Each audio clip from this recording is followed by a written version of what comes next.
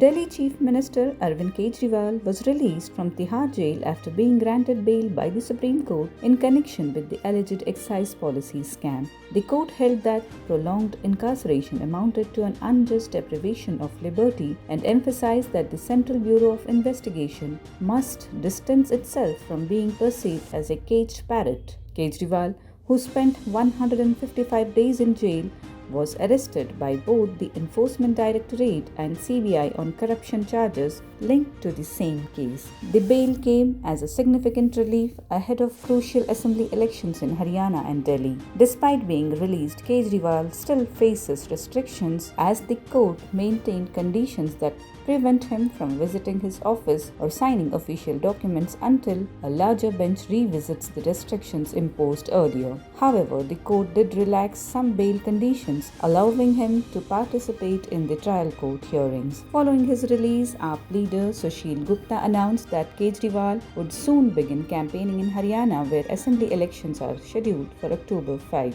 The AAP has been positioning itself as a key contender, with Gupta asserting that the people of Haryana are eager for a change and are ready to remove the BJP from power. On the other hand, BJP leaders criticized the court's decision, with Delhi BJP President Virendra Sachdeva demanding that Kejriwal step down as Chief Minister, citing that he still faces charges in the corruption case. The BJP contended that Kejriwal's bail does not clear him of the allegations. Karnataka Chief Minister Siddaramaiah welcomed the Supreme Court's decision, seeing it as a reaffirmation of faith in the judiciary. He also took the opportunity to criticize the BJP for allegedly misusing constitutional institutions for political gains, stressing that truth and justice would ultimately prevail.